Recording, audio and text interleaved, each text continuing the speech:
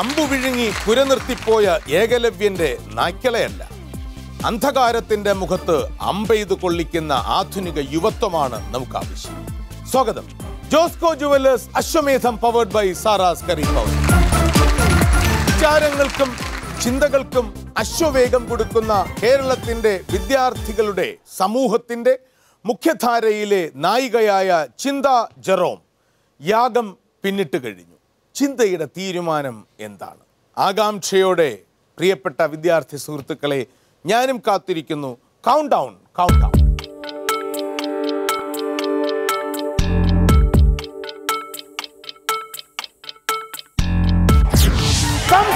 ചിന്ത വാക്കിംഗ്.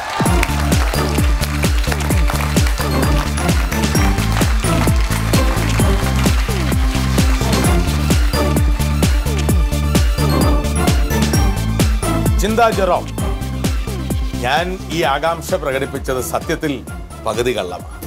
കാര്യം ചിന്ത പിൻവാങ്ങില്ല എന്നുള്ളത് എനിക്ക് നന്നായി അറിയാമായി. സമരസങ്ങളില്ലാത്ത സമരം നയിക്കുന്ന ചിന്തയ്ക്ക് യജ്ഞത്തിലേക്ക് സ്വാഗതം. ഈ പുതിയ രൂപം എങ്ങനെയുണ്ട്? ഒരു വ്യക്തി എന്ന് പറയുന്നത് താൻ ജീവിക്കുന്ന സമൂഹത്തിന്റെ എല്ലാ വശങ്ങളെക്കുറിച്ചും അറിഞ്ഞിരിക്കുന്ന ആളായിരിക്കണം എന്നുള്ള ഒരു ബോധത്തിലേക്ക് കേരളീയ സമൂഹത്തെ കൊണ്ടുവരുവാൻ, അരാഷ്ട്രീയതയുടെ കാലത്ത് ഞാനും എൻ്റെ ഭാര്യയും ഒരു IT ജോലിയും ഒരു AC റൂമും പിന്നെ ഒരു പോമറേനിയൻ പട്ടിയും മതി എന്ന് പറയുന്ന കാലത്ത് നിന്നും സിനിമയും സ്പോർട്സും രാഷ്ട്രീയവും സാംസ്കാരികവും സാഹിത്യവും എല്ലാം അറിഞ്ഞുകൊണ്ട് വേണം ഈ നാട്ടിലെ ജനങ്ങൾ മുൻപോട്ട് വരാൻ എന്നുള്ള ഒരു വലിയ ആശയം കൊടുക്കുന്ന തീർച്ചയായും അറിവിന്റെ വിപ്ലവം തന്നെയാണ് പുതിയ അശ്വമേധം എന്നതാണ്. നല്ല വാക്കുകൾ. തിരഞ്ഞെടുക്കാം ചിന്തയ്ക്ക് യജ്ഞത്തിൽ ആദ്യ റൗണ്ടിൽ ഒരു വ്യക്തിയെ ചിന്തിക്കാൻ ഒരു വിഷയം.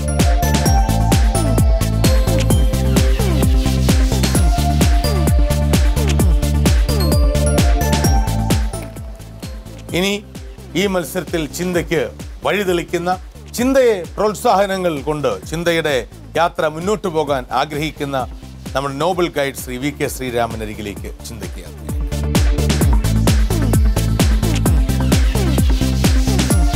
ജീവിതത്തിൽ ലാളിത്യം, ചിന്തയിൽ ഔന്നത്യം.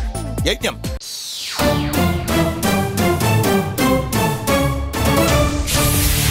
ചിന്ത, ആകസ്മികമായി ലഭിച്ച വിഷയത്തെക്കുറിച്ച് ഒരു വ്യക്തിയെ നിമിഷങ്ങൾക്കുള്ളിൽ ചിന്ത വിചാരിച്ചു.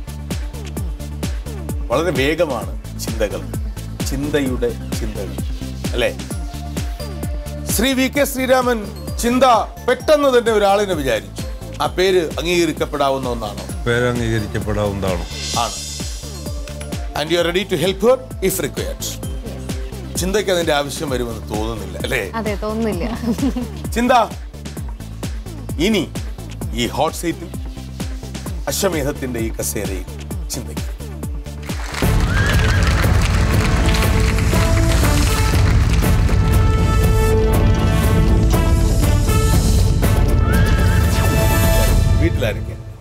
വീട്ടില് ഞാൻ ഒറ്റ മകളാണ്. അമ്മയും അച്ഛനും. അച്ഛൻ 4 വർഷമായി മരണപ്പെട്ടിട്ട്. ഞാനും അമ്മയുമാണ്. അച്ഛൻ റിട്ടയർഡ് അധ്യാപകനായിരുന്നു, അമ്മയും റിട്ടയർഡ് ടീച്ചറാണ്. സ്കൂളിൽ പഠിക്കുമ്പോഴേ കലാലയ രാഷ്ട്രീയത്തിൽ വിദ്യാർത്ഥിയായിരിക്കുമ്പോൾ വിദ്യാർത്ഥി രാഷ്ട്രീയത്തിൽ സ്കൂൾ കാലഘട്ടം മുതലേ ഉണ്ടായിരുന്നു. അച്ഛനും അമ്മയും KSTയുടെ പ്രവർത്തകരായിരുന്നു. ഇപ്പോഴും ഇടതുപക്ഷ രാഷ്ട്രീയത്തിന് പറ്റിയ ഒരു ചർച്ചാ വേദികൾ വീട്ടിലെപ്പോഴും ഉയർന്നു വന്നിരുന്നു. അതുകൊണ്ട് വളരെ ചെറുപ്പത്തിലെ തന്നെ രാഷ്ട്രീയ കാര്യങ്ങൾക്കകത്ത് കൃത്യമായ ബോധവും നിലപാടും ഉണ്ടായിരുന്നു. പക്ഷേ മുഴുവൻ സമയ കലാലയ രാഷ്ട്രീയ പ്രവർത്തനത്തിലേക്ക് വന്നത് കോളേജിൽ എത്തിയതിനു ശേഷമാണ്. പ്രവേശിക്കാം മത്സരത്തിലേക്ക്. തീർച്ചയായും. Wish you all the best ചിന്ത. എന്റെ ആദ്യത്തെ ചോദ്യം, ചിന്ത വിചാരിച്ചത് ഒരു സ്ത്രീയെ അല്ലേ? അല്ല. അല്ല. അവിടെയും ചിന്ത എന്റെ കണക്കുകൂട്ടലുകൾ ആദ്യമേ തെറ്റിച്ചു. സാധാരണ ഞാൻ പുരുഷനെയാണോ എന്നാണ് ചോദിക്കാറുള്ളത്. പക്ഷെ ചിന്ത ആയതുകൊണ്ടാണ് ഞാൻ സ്ത്രീയെ അല്ലേ എന്ന് ചോദിച്ചത്. കാരണം ചിന്ത ഒരു സ്ത്രീയെ വിചാരിക്കും എന്ന് ഞാൻ കരുതി. ഇല്ല. ചിന്ത വിചാരിച്ച വ്യക്തി ഇന്ത്യൻ? അതെ. എനിക്കൊരു മുൻധാരണ ഉണ്ടായിരുന്നു ചിന്തയുടെ ചിന്ത ലാറ്റിൻ അമേരിക്കയിലേക്കോ റഷ്യയിലേക്കോ പോകും എന്ന്. ഇന്ത്യനാണ്. മലയാളി?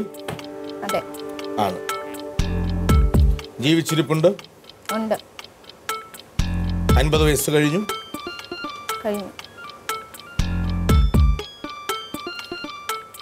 രാഷ്ട്രീയം തന്നെയാണോ പ്രധാനം? അതെ. ആണ്. അടുത്ത ചോദ്യത്തിന് ചിന്തയിൽ നിന്ന് ഞാനൊരു യെസ് പ്രതീക്ഷിച്ചുകൊണ്ട് തന്നെ ചോദിക്കുന്നു. അതിന് നോ പറഞ്ഞാൽ ചിന്ത എന്നെ അത്ഭുതപ്പെടുത്തും. എൻ്റെ 7ാമത്തെ ചോദ്യം, ഇടതുപക്ഷ രാഷ്ട്രീയം? അതെ. അതെ. അതിൽ ചിന്ത എന്നെ പറ്റിച്ചില്ല. ഞാൻ വിചാരിച്ചു ചിന്ത അതിലും ഒരു ഡിഫറൻറ്റ് ട്രാക്കായി. ശരി, ചിന്ത വിചാരിച്ച വ്യക്തി MP-യോ MLA-യോ മന്ത്രിയോ ആയിട്ടുണ്ട്? ഉണ്ട്. മന്ത്രിയായിരുന്നു? അല്ല. പാർലമെന്റ് അംഗമായി? MP? അല്ല. ജീവിച്ചിരിക്കുന്ന മലയാളിയായ MLA ആയിരുന്ന ഒരു വ്യക്തി?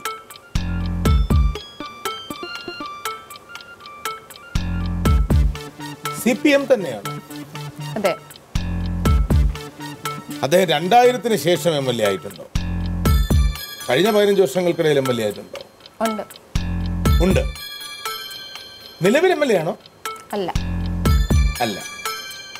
പക്ഷെ കഴിഞ്ഞ 1.5 ദശകത്തിനിടയിൽ MLA ആയിട്ടുണ്ട്. Okay, fine.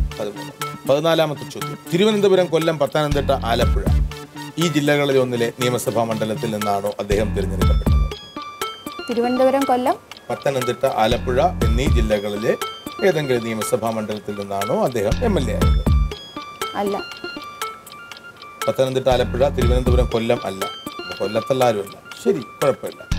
CPM ആയിരുന്നു, MLA ആയിരുന്നു. 15ാമത്തെ ചോദ്യം, കോട്ടയം, ഇടുക്കി, എറണാകുളം, തൃശ്ശൂർ? അല്ല. 16ാമത്തെ ചോദ്യം, അദ്ദേഹം MLA ആയി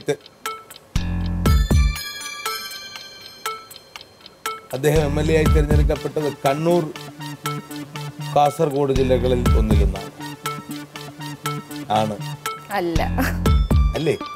ഓ, ഞാൻ പെട്ടെന്നൊന്ന് നമ്മുടെ സഖാവ് കുഞ്ഞിരാമൻ ഉണ്ടല്ലോ, ഉദുമയിൽ MLA ആയിരുന്നു. അശ്വമേധം എന്ന് പറയുന്ന കവിത ഗംഭീരമായി ചൊല്ലും.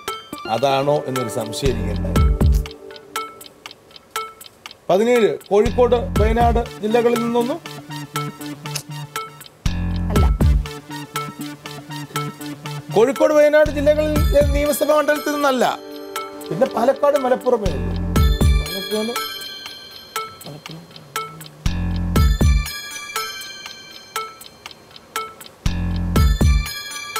കേരളത്തിൽ തന്നെയാണ് രാഷ്ട്രീയ പ്രവർത്തനം, മലയാളിയാണെന്നൊക്കെ പറഞ്ഞു. മലയാളിയാണെന്ന് പറഞ്ഞു.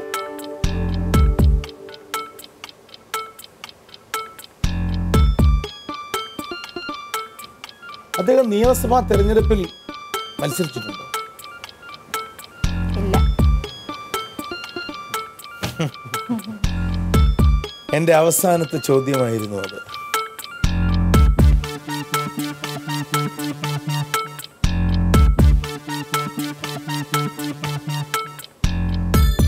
ചോദ്യങ്ങൾ കഴിഞ്ഞു. എനിക്ക് ഇനി ചോദ്യങ്ങൾ ചോദിക്കാൻ അവസരമില്ല.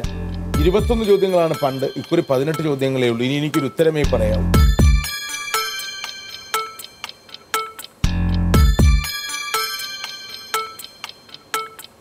ചിന്ത അഗ്രഗാമി വായിച്ചിട്ടുണ്ടോ?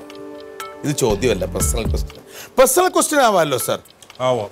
ചിന്ത അഗ്രഗാമി വായിച്ചിട്ടുണ്ടോ? കണ്ടുപിടിച്ചല്ലേ? കണ്ടുപിടിച്ചല്ലേ?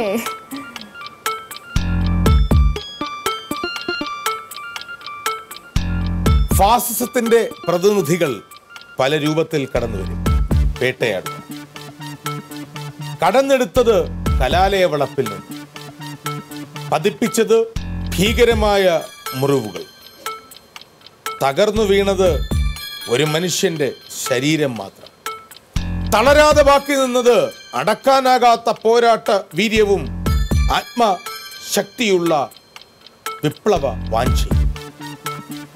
എഴുതി ചേർത്തത് മലയാളത്തിന്റെ സാഹിത്യ ചരിത്രത്തിലും വിലമതിക്കാൻ കഴിയുന്ന 2 കൃതികൾ. ജീവിച്ചിരിക്കുന്ന രക്തസാക്ഷിയെന്ന് അന്ന് കാലം കരുതി.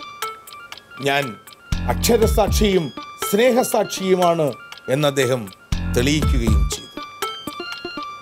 ഒപ്പം കൂട്ടിന് അദ്ദേഹത്തിൻ്റെ പ്രിയങ്കരിയായ ഭാര്യ, ഇപ്പോൾ മകളുണ്ട്. ഇപ്പോൾ മകളുമുണ്ട്.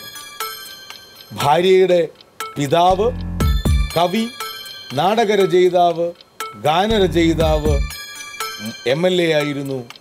ഇടതുപക്ഷ പ്രസ്ഥാനത്തിൻ്റെ ശക്തനായ വക്താവ്. ചിന്ത മനസ്സിൽ വിചാരിച്ചത് ആദരണീയനായ പ്രിയങ്കരനായ കലാലയങ്ങളിൽ ഇന്നും ഓർമ്മകളിൽ അഭിമാന സ്തംഭമായി തുടിക്കുന്നു. ജീവിതം കൈവിട്ടുപോയ രക്തസാക്ഷികളുടെ ബലികുടീരങ്ങളിൽ നിന്ന് കൊളുത്തിയെടുത്ത ദീപശിഖയുടെ വെളിച്ചവും തെളിച്ചവും നെഞ്ചിലേറ്റി അണയാതെ കാത്തു സൂക്ഷിച്ചിന്നും ജീവിക്കുന്ന സഖാവ് സൈമൺ ബ്രിട്ടോ.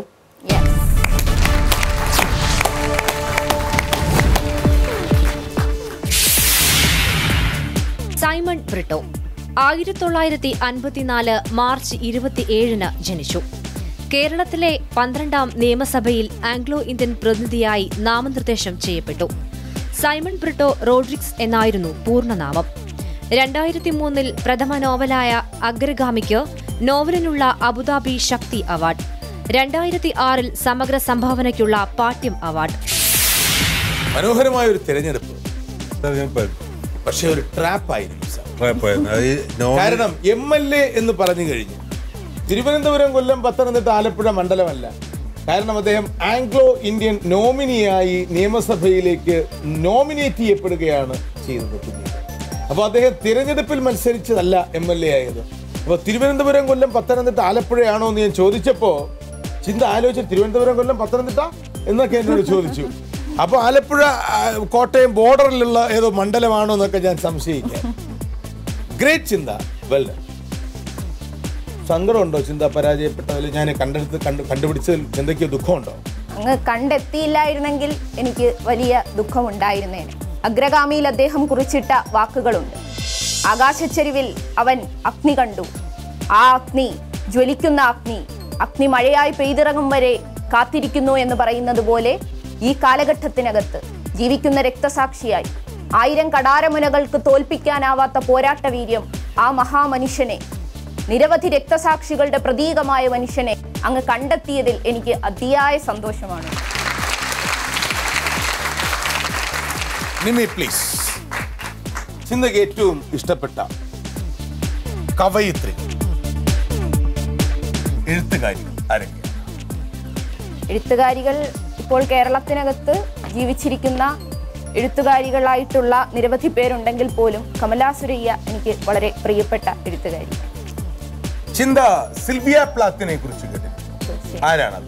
സിൽവിയ പ്ലാത്ത് എന്ന് പറയുന്നത് ടെഡ് ഹ്യൂഗ്സിന്റെ ഭാര്യ.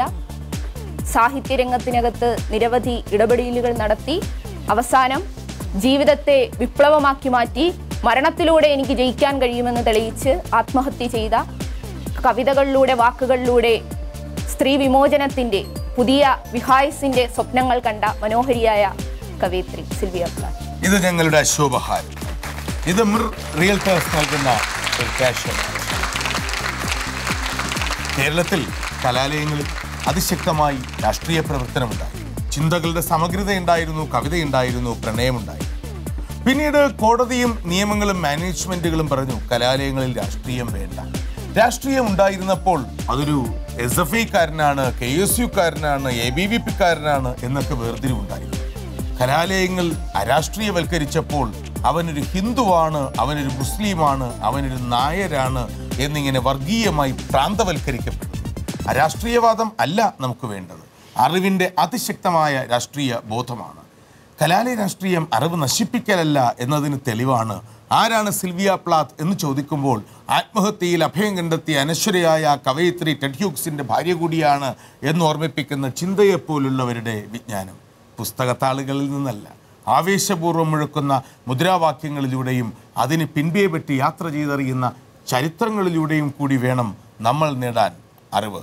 പുഴുവായിരിക്കുന്ന പുസ്തകത്താളുകളിൽ നിന്ന് മാത്രമല്ല, പൂമുട്ടുകളിൽ നിന്ന് വിടരുന്ന മുദ്രാവാക്യങ്ങളുടെ പിൻപറ്റി സഞ്ചരിക്കുന്ന ചരിത്രത്താളുകളിൽ നിന്നും നമുക്ക് നേടാൻ കഴിയണം അതിശക്തമായ ഇന്നലകളുടെ അറിവ്. Good night from GS.